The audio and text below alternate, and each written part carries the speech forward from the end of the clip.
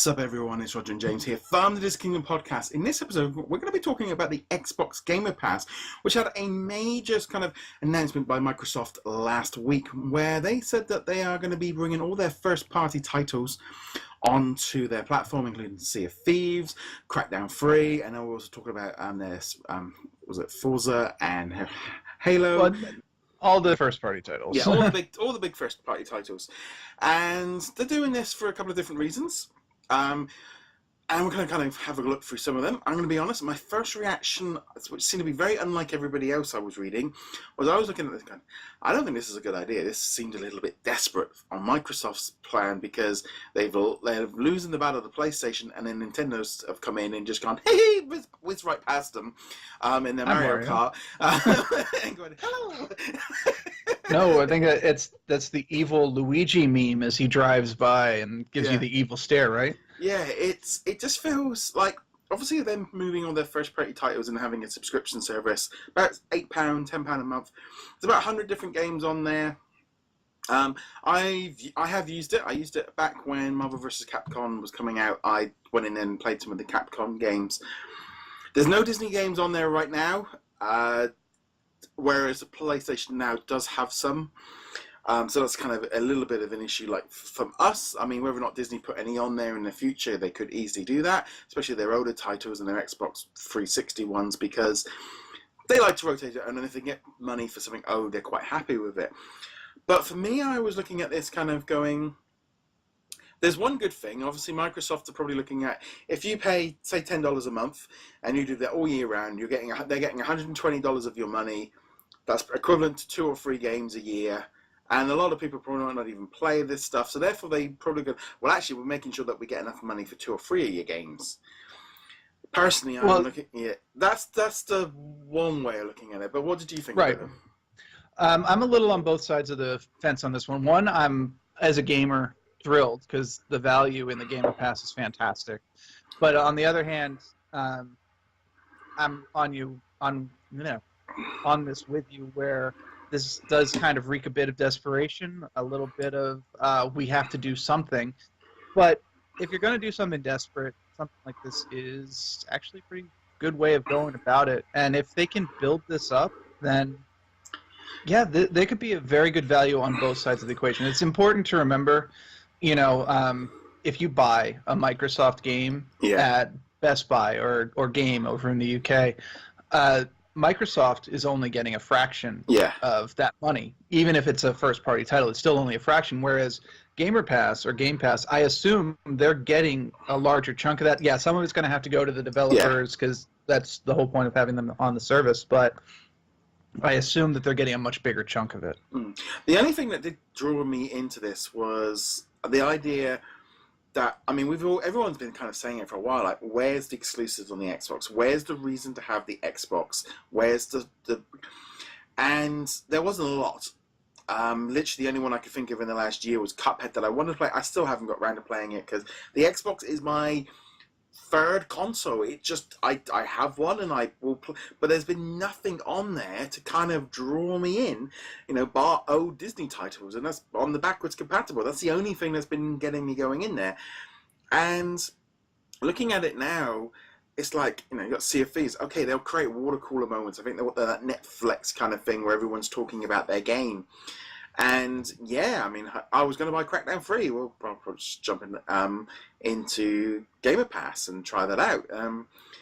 But on the other hand, I'm just looking there going, okay, so they're only going to throw their money into their titles, and will they invest in more indies and throw them up regularly? Or will they merge it in with Games with Gold and flip that around a bit and have one system? But also, I'm also worried about the fact of, well, they're going to create less games. Are they going to have less going in there?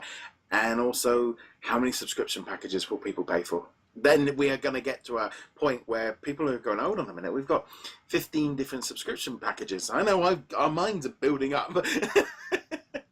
I mean, this is the problem that we've actually talked about on the television side, which is, and we've had discussions where I'm like, Disney is going to have their own subscription package. NBC is going to have its own subscription package. CBS already has its own. And I'm just like, Yeah, I'm not dealing with this nonsense. I don't want to have to manage 20 different subscriptions. And yeah, I agree that is definitely a big point.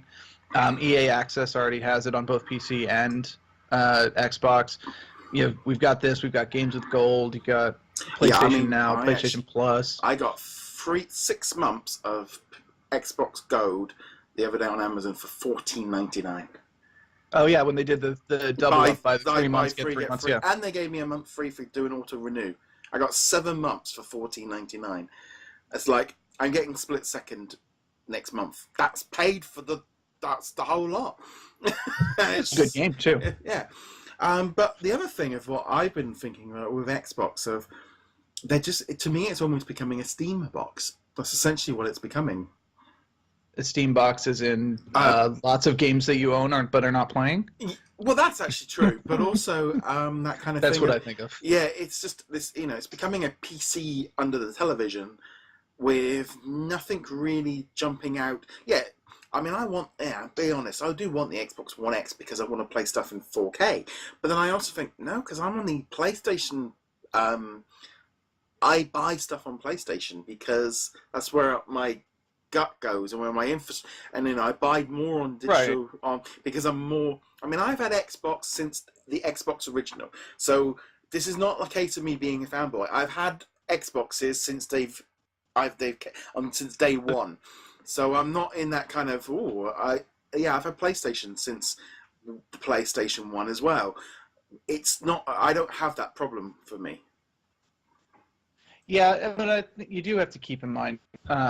There are still plenty of players out there who have only one system. Yeah. And yes, PlayStation is leading the market, but if you look at the sales numbers, the Xbox One is still selling pretty dang well. It's not like it's utterly failing. It's just not doing as well as the PlayStation. If you take the exclusives out of the mix, because when you get down to it, 98% of games are not exclusive. They'll appear on everything. It really is just going to come down to preference on box. And for you, the preference is Sony. That's cool. Yeah. As we've discussed in the past, my preference, if it's a third-party title, is normally to go to the Xbox. It's normally because I prefer its ecosystem and I prefer its controller. I have my PlayStation as well, and yeah, the exclusives are blowing it away. But at the end of the day, most people only have one console, or they have one console and a Switch, maybe. Yeah. But if they can find it, but a lot of the Xbox is dying or whatever is kind of overblown. That said, this is a very interesting move, and as we mentioned at the beginning of this podcast, it does have a certain kind of desperation quality to it. So. And also, the other thing as well, if they, I'm going to be honest, say Microsoft said, you know what, we don't even need the Xbox anymore, we've got PC, we put Xbox Game Pass on the PlayStation, and we don't need to make the machines anymore, and we just make games. Would they even be carrying on with making hardware? I mean, they can't even sell them in Japan. I think I've got more Xboxes than Japan's got. You probably do. You could certainly make an argument that they're already working in the direction. That might be a large part of the Play Anywhere initiative is them going, all right, we're going to wean our Xbox base off of the Xbox and move them to PC, where we control the ecosystem anyway, because we have the operating system. And even if you don't have the operating system, if you're running on a Mac, well, you can still play most Windows games anyway, or you can emulate Windows, one or the other. It's definitely odd. I mean, I think I was sort of thinking obviously Disney as a third-party developer and all the different companies that they work on it, they tend to jump around on whichever platform either is paying them the most amount of money, or if where the people are, and more often than not, they just chuck it on every device because it's possible. But Microsoft ain't throwing the money around to get exclusives. Not anymore. And you know what? Microsoft is not a stupid company. Yeah. You can say what you want about them and big corporations and all that stuff, but they've got people crunching these numbers. And if those number crunchers, which we don't know what they're saying, but if the number crunchers are saying, no, the money is not in making games, the money is in making a service for games, such as the Game Pass, then there's probably something to it, But time will tell. This is something that we'll talk about again well, we or whoever, Yeah. we'll talk about again in 5 years, and it might be, oh, that quaint little time when Xbox tried to Netflix, or it might be, and this is when the model changed. Yeah, So I think a lot of people when it's like I think when you look at something like what PlayStation are doing, where they've got like a dozen to 15 to 20, 25 exclusives and first party and all the rest of it, you're looking at they're going, well, for them it wouldn't make sense to give you a game every single month, whereas Xbox are going, we've only got 3 this year, so let's spread them out a little bit.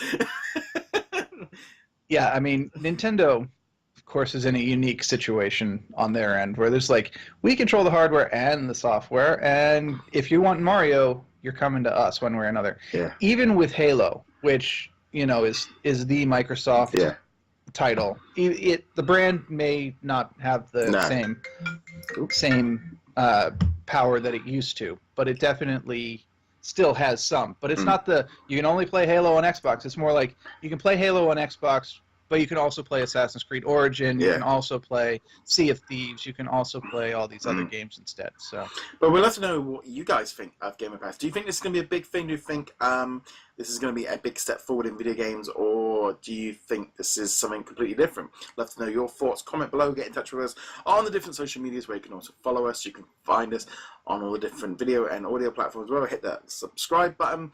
James, where can they find you? find me heroiclegacy.com. And on that note, guys, thank you very much for joining. We'll see you guys soon. Laters.